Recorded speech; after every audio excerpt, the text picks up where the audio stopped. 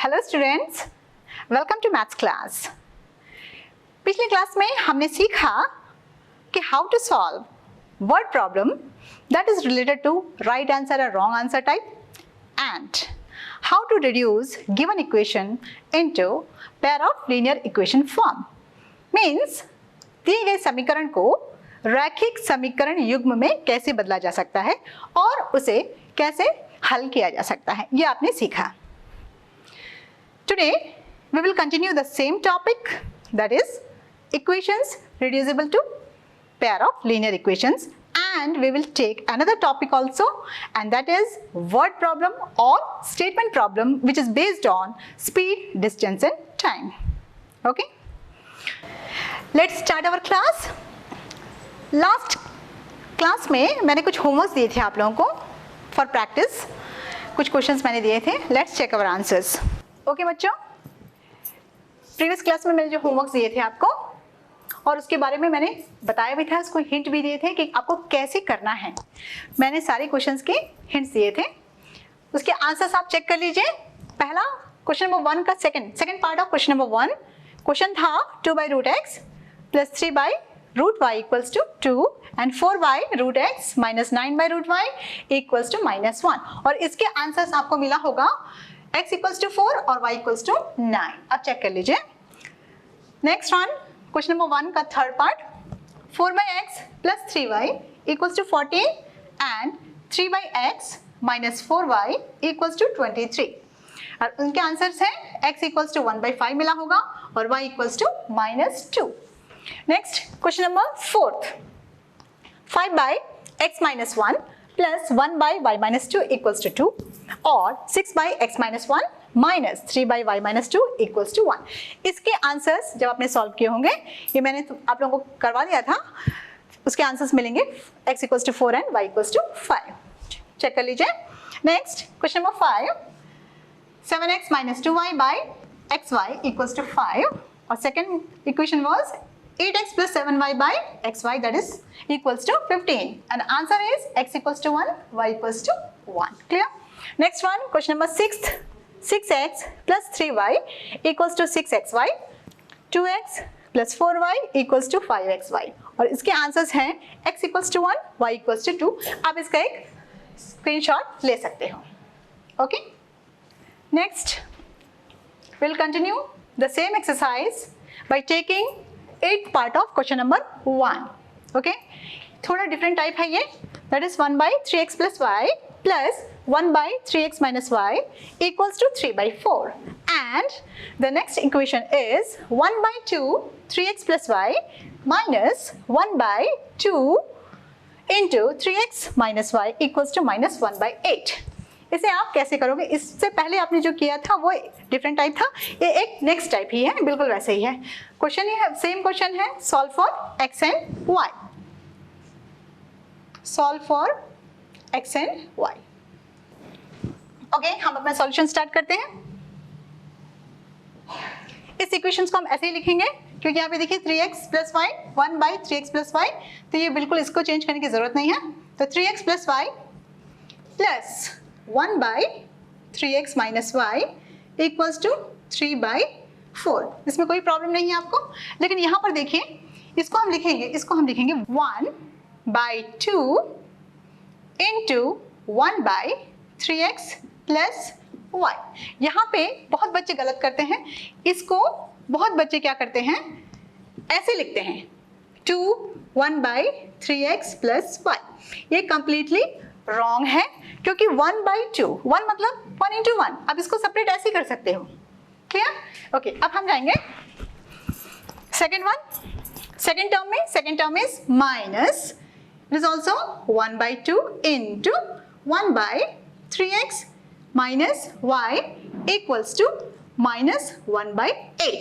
This is equation number 1 and this one is second equation. Clear?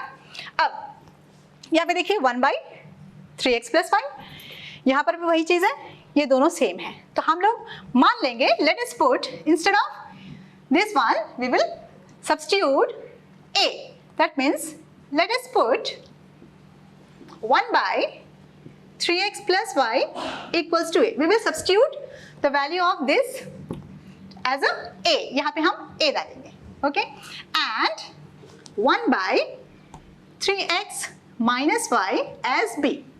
Equation 1 and 2 can be written as equation 1 and 2 can be written as, Hindi में ऐसे लिखेंगे, समीकरण 1 और 2 को इस प्रकार लिखा जा सकता है. This one is a plus b equals to 3 by 4, clear? And this one 1 by 2, this whole is a minus 1 by 2 b equals to minus 1 by 8. ये आपका हो गया इक्वेशन नंबर 3 एंड 4. अब यहाँ पे ध्यान से देखिए, उन बच्चों को परेशानी नहीं होगी who knows operation on rational number. जिनको रैशनल नंबर सॉल्व करना आता है, addition, subtraction, multiplication, rational numbers पे, उनको प्रॉब्लम नहीं होगा. लेकिन जिन बच्चों को परिमेय संख्याओं का योग, घटाव, गुणा, भाग नहीं आता है, वे लोग यहाँ पे फंस जाएंगे. तो मैं यहाँ पे आपको एक छोटा सा सिंपल ट्रिक बताने जा रही हूँ कि इसको कैसे सिंपल फॉर्म में हम लिखेंगे. ओके, इस साइड अब हम लिख रहे हैं a plus b equals to 3 by 4. This one, second one is 1 by 2a minus 1 by 2b equals to minus 1 by 8. इन दोनों इक्वेशंस को मैंने एक ही साइड लिखा हुआ है. अब ध्यान से देखिए, यहाँ पे इसको सिंप्लीफाई करने का तरीका बता रही हूँ. इन दोनों को साथ साथ लेके चलते हैं, क्लियर? इसका डिनोमिनेटर, इसका ये अंश, ये हर में कितने हैं 1, हर में कितना है 1, इसका हर में कितना है 4. तो इसका हम एलसीएम जब लेंगे 1 1 4, ओके, तो इसका वही हमें लेना है. हम डायरेक्ट 4 लिख सकते हैं, बट रूल्स के खिलाफ है ये, हमें लेना है प्राइम नंबर्स. ओके, तो ये हो गया, दैट इज एलसीएम कितना हो गया हमारे पास 4. ठीक, अब हम इस 4 से LHS and RHS her terms में हम मल्टीप्लाई करेंगे. ओके, तो ये 4 को हम यहाँ पे लिखेंगे, तो हमारा हो गया ये 4a प्लस यहाँ पे लिखेंगे 4b इक्वल्स टू यहाँ पे लिखेंगे 4. That means 3 by 4 into 4 cancel हो गया, और हमारा इक्वेशन मिला 4a plus 4b equals to 3. Equation number same 3 और 4 लिखने की जरूरत नहीं यहाँ पे. जब हम इसको सिंप्लीफाई करते हैं तो हम इक्वेशन 3 एंड 4 यहाँ पे कर लेंगे. तो this is equation number 3. Clear? In the same form, in the same type, आपको ये सेम मेथड आपको यूज करना है, दैट इज 2 2 एंड 8. यहाँ पे देखिए 2 2 एंड 8, इसका डिनोमिनेटर्स एलसीएम निकाल लेंगे हम, दैट इज 2 1 जा 2 1 जा 2 4 जा, अगेन 2 2 2 जा 4 and 2 1 जा 2 1 जा and 2 1 जा. So LCM will be, LCM कितना होगा इसका 2 into 2 into 2, that is 8. अब क्या करेंगे हम, मल्टीप्लाई each term by 8. तो आप सबके बगल में यहाँ देखिए 8 into 1 by 2a minus 8 into 1 by 2b equals to, ये आपको क्लियर है, minus 1 by 8 into this one 8. तो हमने क्या किया, हमने सबके बगल में हर टर्म्स को हमने 8 8 8 से मल्टीप्लाई कर दिया.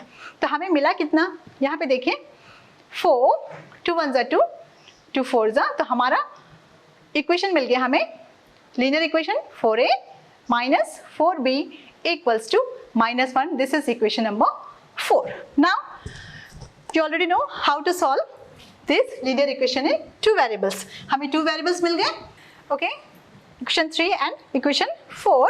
Now we will solve these two equations. Solving equation 3 and 4. We get, okay, for equation number 3 was 4a plus 4b equals to 3, and another equation number 4 is 4a minus 4b equals to minus 1. ठीक है, यहाँ पे on adding, we are adding it on adding, जोड़ने पर हम इसे जोड़ क्यों रहे हैं? क्योंकि ये ऑलरेडी प्लस और माइनस में और इनके कोफिशिएंट्स आपस में इक्वल है. ओके, ये कैंसिल हो गया है. तो 4 + 4 is 8a and 3 - 1 that is 2, or a equals to 2/8 that is 1/4. Now what we'll do? We will substitute the value of a in any of this equation, any one of this equation. So हम इस equation में a का मान रखेंगे. Okay, substituting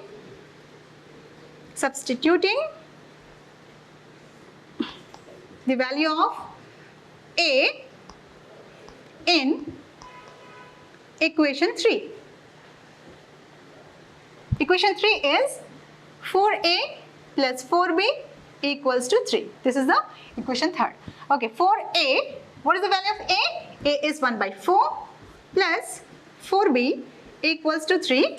4 get cancelled. So when you transpose +1 to RHS, it will become 3 - 1 plus 1 वहाँ जाके हो जाएगा -1. So 4b equals to 2 or b equals to 2/4. What is 2/4? 1/2. 2 1s are 2, 2 2s are 4. So we obtained the value of a and b, but it is not our solutions. We have to find out the value of x and y.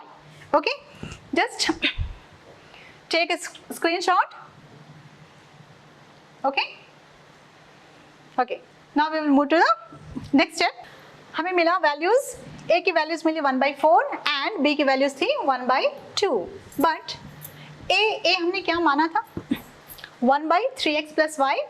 Question के starting में ही हमने substitute किया था, इसके place में हमने a substitute किया था. So will put the value of a that is 3x 1/3x + y equals to 1/4. और यहाँ पे देखिए b was 1/3x - y that is equals to 1/2.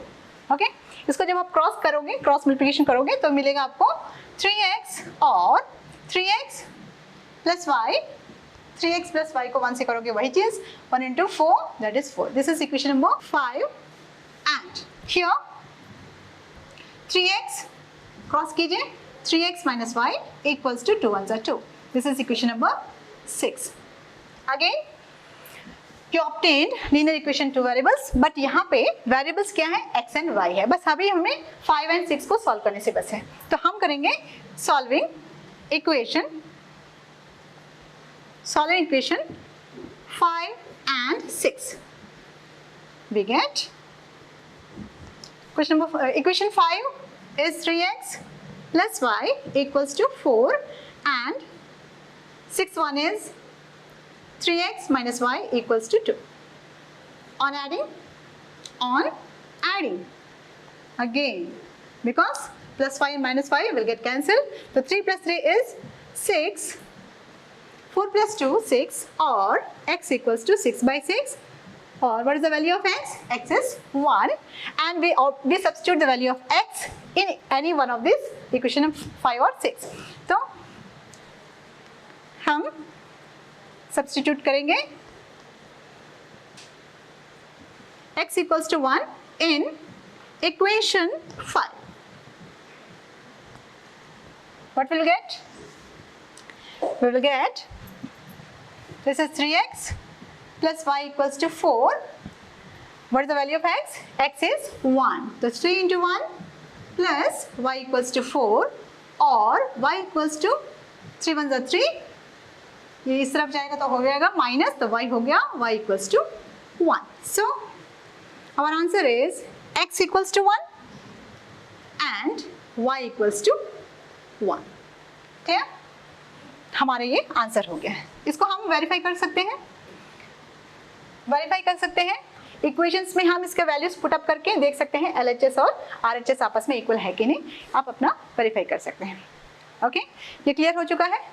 अब हम बढ़ेंगे अपने नेक्स्ट टॉपिक पे, that is word problem which is based on speed, time and distance.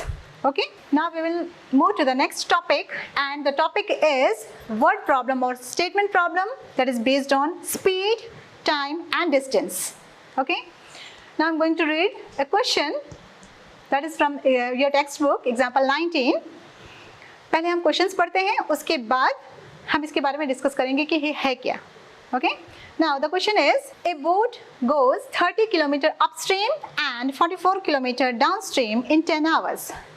In 13 hours, it can go 40 km upstream and 55 km downstream. Determine the speed of stream and that of the boat in still water. एक नाव 10 घंटे में धारा के प्रतिकूल और 30 kilometre तथा धारा के अनुकूल 44 किलोमीटर जाती है.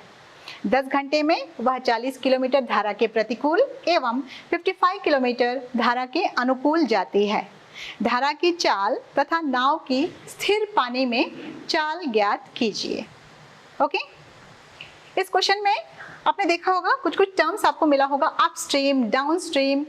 ओके, तो ये चीज है क्या, अनुकूल, प्रतिकूल, ये चीज आपको है क्या. मान लीजिए आपने देखा होगा पानी में, what is stream? Stream means flow of water. धारा पानी की चाल को हम बोलेंगे बहाव, पानी के बहाव को हम बोलते हैं धारा. Flow of water, that is stream.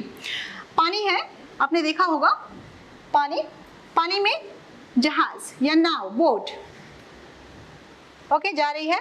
इसमें बोट का कुछ स्पीड होता है. ओके, इस बोट का स्पीड है, और जब हमें बहाव होता है, बहाव का भी कुछ स्पीड होता है. ओके, जब ये बोट एक डायरेक्शन में जाता है, इस डायरेक्शन में जाता है, और जो स्ट्रीम का जो डायरेक्शन है वो भी सेम डायरेक्शन में है.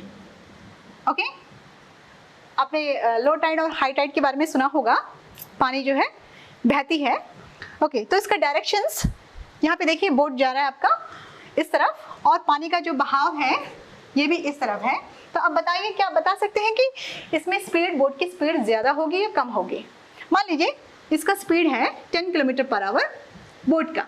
ओके, एक बोट है, और ये जो स्ट्रीम्स है, वेव्स है, इसका जो स्पीड है 2 kilometre per our.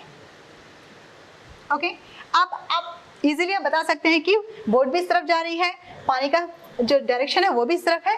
That means naturally in दोनों का स्पीड जो है, बोट का स्पीड बढ़ जाएगा. कितना बढ़ेगा? इसका 10 है, इसका 2 है, तो इसका अब इसका स्पीड हो गया 10 + 2 that is 12 kilometre per our. Okay, समझ गए? अब मान लीजिए ये जो वेव्स है, इसका डायरेक्शन इस तरफ ही है. ओके, और यहाँ से एक दूसरी नाव आ रही है.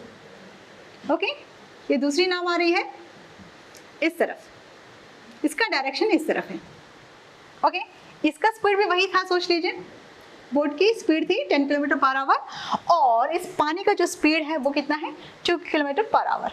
अब बताइए इस बोट का स्पीड ज्यादा होगा या कम होगा? आप थोड़ा सा थिंक करके बताइए. जब नेचुरली आप गए होंगे, बोट पे सफर करते हैं, द्वीप समूह में रहते हैं आप लोग, तो आपको बता सकते हैं, क्योंकि काफी लेट हो जाएगा, इसका स्पीड कम हो जाएगा. अब इसका स्पीड कितना हुआ? वेव्स का था, ये जो पानी का जो बहाव था वो था 2 किलोमीटर, और इसका बोट का स्पीड था 10 किलोमीटर. अब इसका स्पीड कम होके 10 - 2 हो जाएगा. दैट इज इसका स्पीड हो जाएगा 8 किलोमीटर पर आवर. ये समझ आया? इसको ऐसे समझे, इसको बोलेंगे जो सेम डायरेक्शन है, जब आपका स्पीड बढ़ जाता है बोट का, इसको हम बोलेंगे डाउनस्ट्रीम, और हिंदी में बोलेंगे अनुकूल. अनुकूल, अनुकूल, जब से अनुकूल का वर्ड मतलब ही ऐसा होता है कि सिचुएशन आपकी अनुकूल है, विपरीत नहीं है. ओके, ये जब ऑपोजिट डायरेक्शन में होता है और बोट का स्पीड कम हो जाता है, तो इसको हम बोलेंगे अपस्ट्रीम. बोट अपस्ट्रीम जा रहा है. इसको याद कैसे रखोगे? अपस्ट्रीम, हिंदी में बोलेंगे इसको प्रतिकूल. प्रति का मतलब ही ऑपोजिट होता है, प्रति, अगेंस्ट. ओके, इसे आप याद कैसे रखोगे? या फिर याद करने का बहुत अच्छा सिंपल सा तरीका है. अब जब सीढ़ी अप जाते हो, सीढ़ी जब स्टेयर्स पे चढ़ते हो, जब अपवर्ड जाते हो, अप जाते हो, तो आपकी स्पीड नेचुरली कम हो जाएगी. और जब आप वहां से उतरते हो, डाउन की तरफ आते हो, तो आपका स्पीड बढ़ जाता है. डाउन स्ट्रीम होगा तो आपको वक्त कम लगेगा, अपस्ट्रीम होगा तो वक्त ज्यादा लगेगा. तो अपस्ट्रीम और डाउन स्ट्रीम शायद मुझे लगता है आप लोगों को समझ में आ गया होगा. तो डाउन स्ट्रीम में बोट की स्पीड, और बोट की स्पीड यहाँ पे है 10 और इसकी स्पीड है 2. ओके, तो ये हो जाएगा 12. इसमें अनुकूल डाउनस्ट्रीम में, और अपस्ट्रीम में क्या हो जाएगा, बोट की स्पीड थी 10 और इसकी स्पीड थी 2। तो क्लियर। अब हमें इस क्वेश्चन में ना तो हमें बोट का स्पीड पता है और ना ही स्ट्रीम धारा की चाल मालूम है, तो हम क्या करेंगे, बोट की स्पीड हम ले लेंगे x और ये जो वेव्स है, ठीक है, इसका स्पीड ले लेंगे हम y। तब डाउनस्ट्रीम में इसका स्पीड कितना होगा, बोट का स्पीड अब बता सकते हैं। तो डाउनस्ट्रीम में बोट का स्पीड हो जाएगा x + y km/h, क्लियर। और अपस्ट्रीम में कितना होगा, अपस्ट्रीम में स्पीड ऑफ बोट हमने लिया है x और वेव्स का जो स्पीड है वो हमने लिया है y, तो x - y km/h किस केस में, अपस्ट्रीम में, क्लियर। ओके, अब हम बढ़ते हैं अपने क्वेश्चन की ओर। ओके, आप लोग अपस्ट्रीम और डाउनस्ट्रीम का कॉन्सेप्ट तो आप लोग समझ गए होंगे।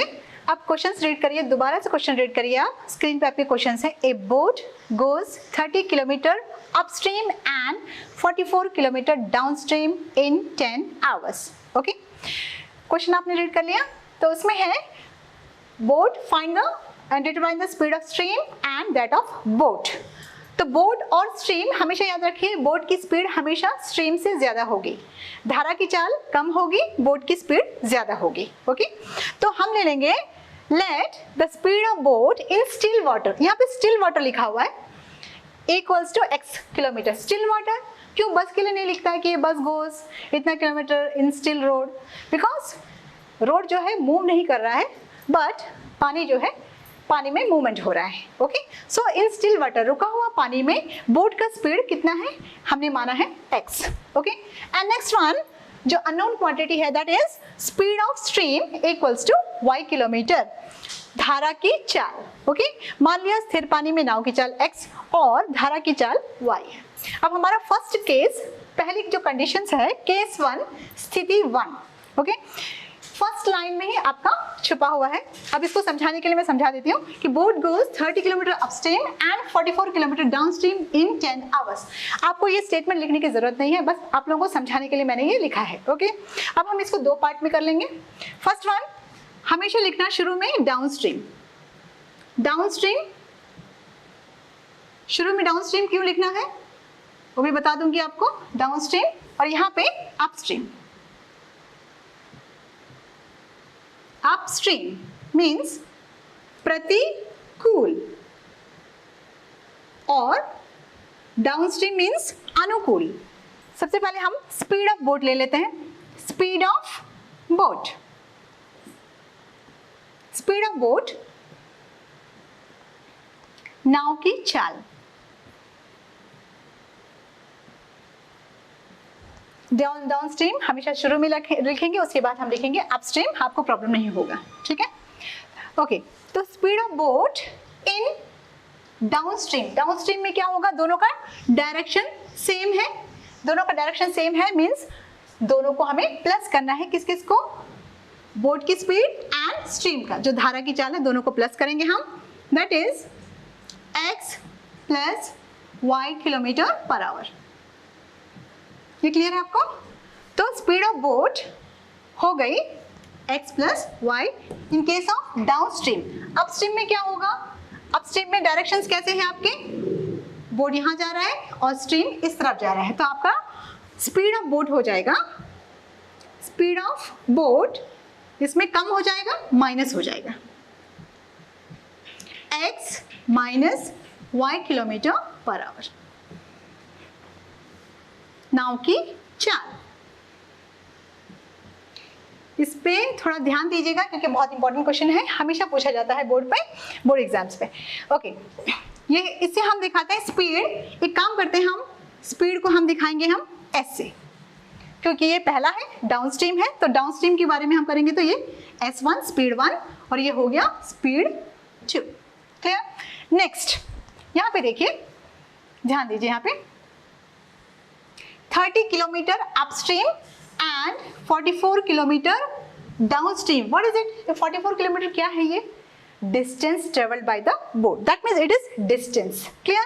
तो डाउनस्ट्रीम यहाँ पे मिस्टेक मत करना, क्योंकि अपस्ट्रीम वाला इस तरफ जाएगा और डाउनस्ट्रीम वाला यहाँ पे जाएगा, तो distance covered.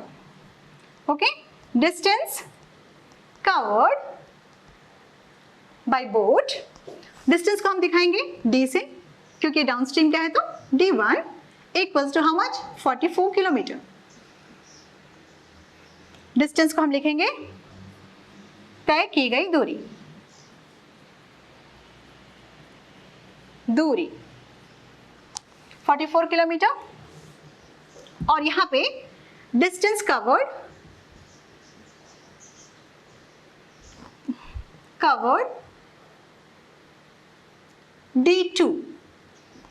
Upstream, upstream, upstream में कितना कवर किया उसने 30 किलोमीटर, 30 किलोमीटर। ठीक, D2 हो गया, ये हो गया S2, S1 speed, distance. Okay, यहां तक क्लियर है। अब time taken, time taken, time taken by boat. Time को हम दिखाएंगे T1 से। क्लियर, लिया गया समय, लिया गया समय। क्लियर है, यहां पे लिया गया समय, यहां पर भी हम समय लेंगे, टाइम टेकन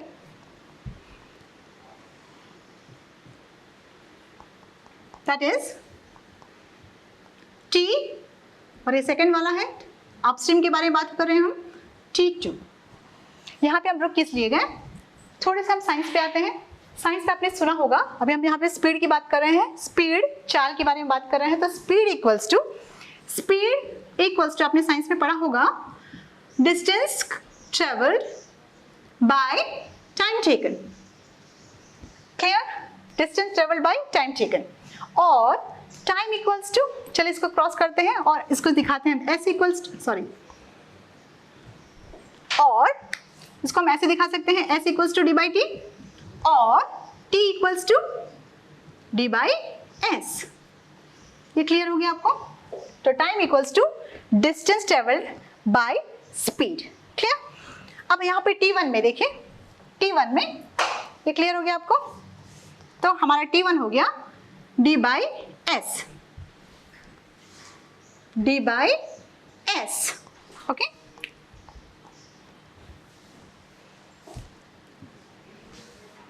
यहां तक क्लियर है आपको। अब देखिए d बाई एस, यहाँ पे हम केस, यहाँ पे हमारा डाउनस्ट्रीम है तो एस D1 और S1, ये हमारा अपस्ट्रीम है तो इसको हम लेंगे D2 एंड S2। ओके, यहाँ तक डाउट नहीं होना चाहिए। अब हम चलते हैं, दैट इज D1 कितना है यहाँ पे 44। Just substitute the values.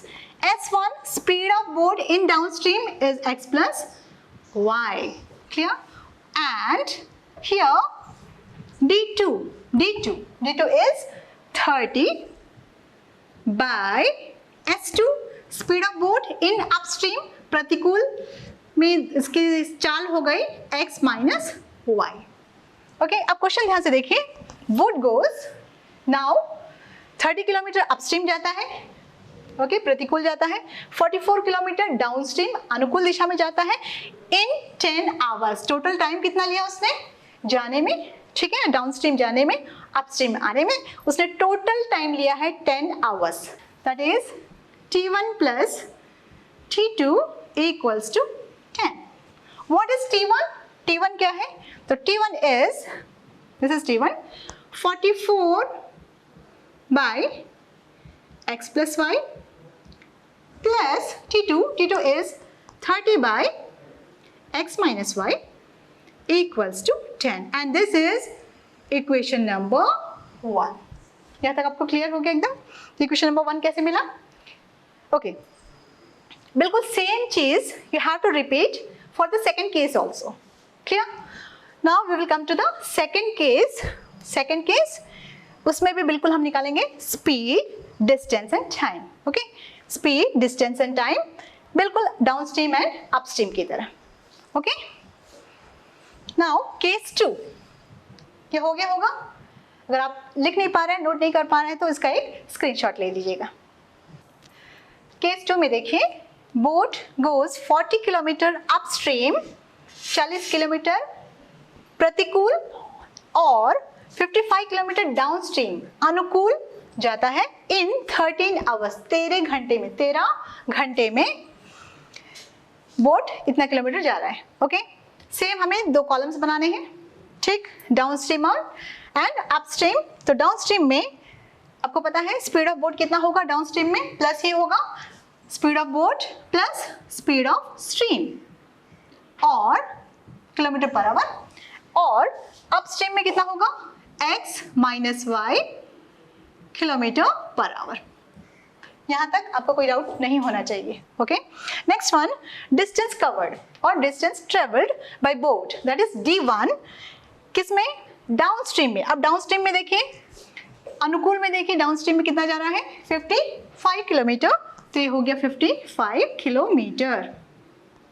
Okay, 40 kilometre in upstream, upstream जो प्रतिकूल है वहां पे जा रहा है 40 kilometre. Now time equals to distance by speed, तो यहाँ पे d1 हो गया 55 and by s1 is x plus y, okay, hours. Here also time taken t2, that is distance covered by speed of boat, that is 40 by x minus y, means downstream जाने में, upstream जाने में और downstream जाने में उसे total 13 hours लगे। इसका मतलब टाइम 1 प्लस टाइम 2, यहाँ से यहाँ तक अपस्ट्रीम गए, यहाँ से यहाँ तक अपस्ट्रीम, डाउनस्ट्रीम एंड अपस्ट्रीम दोनों जाने के लिए, तो T1 plus T2 equals to how much, 13 hours.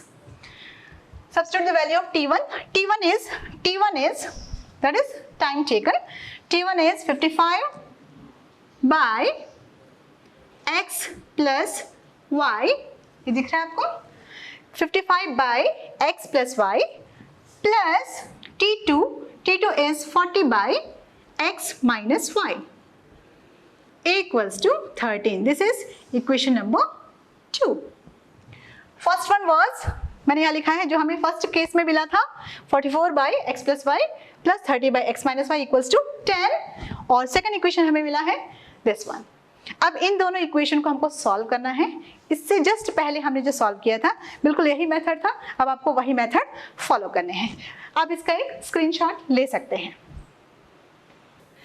Okay, case 1 और केस 2 से आपको दो इक्वेशंस मिल गए, इक्वेशन 1 एंड 2।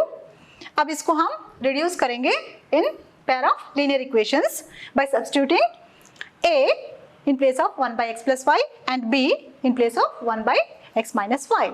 फर्स्ट इक्वेशन हमें मिला 44a plus 30b equals to 10, and next one is 55a plus 40b equals to 13, that is equation number 4.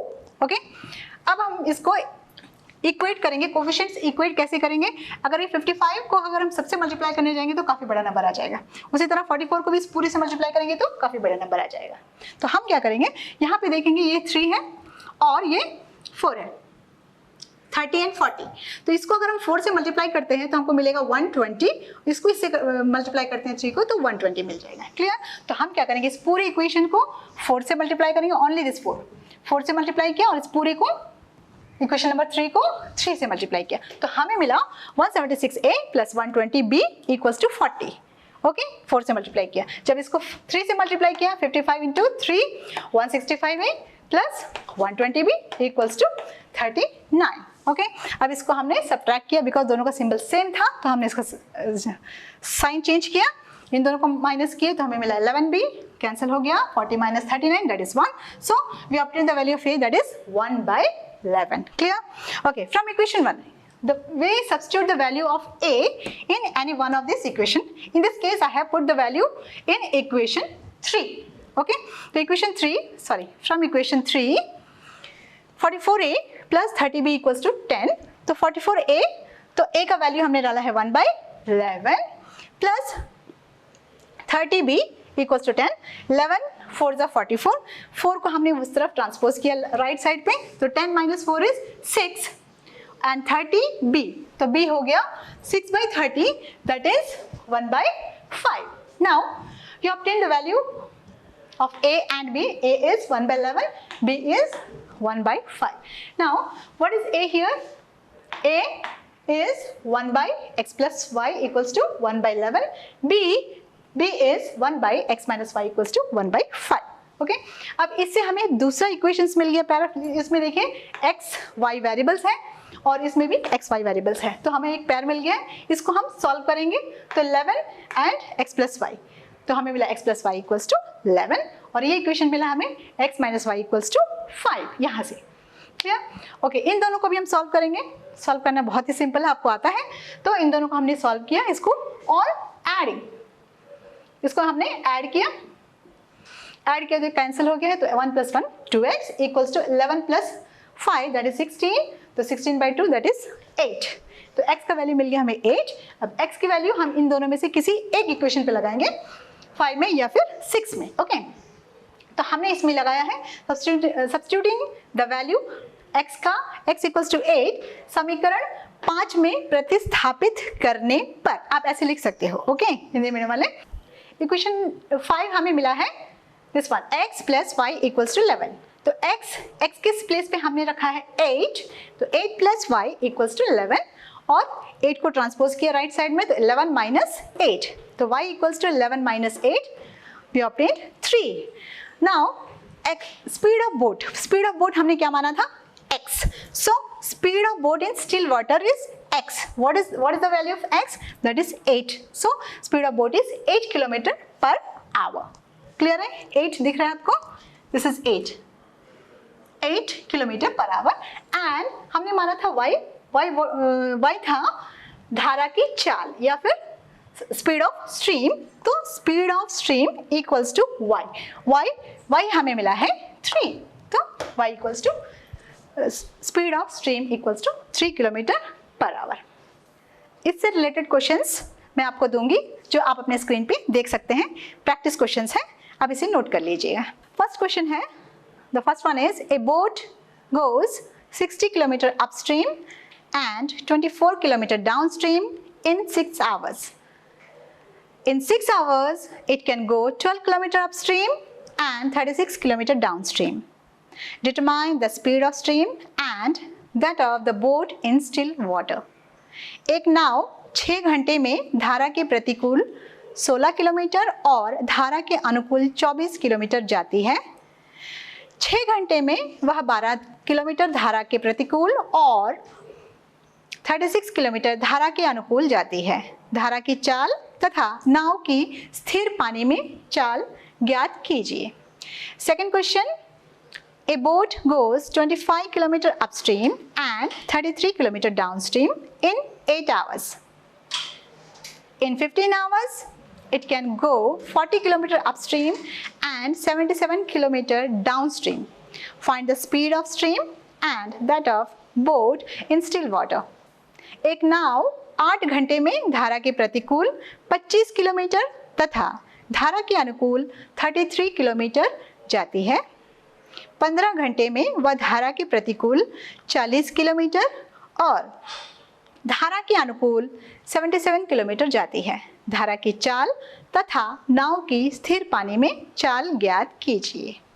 आपके लिए कुछ होम असाइनमेंट्स मैंने लिखे हुए हैं ब्लैक बोर्ड पे, आप उसे घर में कीजिए। ये हमारा टाइप 1 है जो हमने शुरुआती दौर पे किया था। तो ये क्वेश्चन, फर्स्ट क्वेश्चन है 3 by x plus y plus 2 by x minus y equals to 2, 9 by x plus y minus 4 by x minus y equals to 1। हमारा सेकंड क्वेश्चन है 1 by 2 into x plus 2 y plus 5 by 3 into 3x minus 2 y equals to minus 3 by 2। 5 by 4 into x plus 2y minus 3 by 5 into 3x minus 2y equals to 61 by 60. ये last one, question number 3, ये आपके text book का question है। 10 by x plus y plus 2 by x minus y equals to 4 and second equation is 15 by x plus y minus 5 by x minus y equals to minus 2. उम्मीद है आप ये questions जरूर करेंगे। इस homework का डिस्कशन हम नेक्स्ट क्लास में करेंगे। ओके स्टूडेंट्स, आज हमने सीखा कि अपस्ट्रीम डाउन स्ट्रीम वाले टाइप के क्वेश्चंस हम कैसे करेंगे, दैट इज बोर्ड प्रॉब्लम को कैसे सॉल्व करना है, ये आप अच्छी तरह सीख चुके हैं। और इसके अलावा एक्सरसाइज 3.6 के क्वेश्चन नंबर 1 के सारे क्वेश्चंस हमने सॉल्व किए हैं। उम्मीद है आप लोगों को ये क्लास अच्छी तरह समझ आ गया होगा।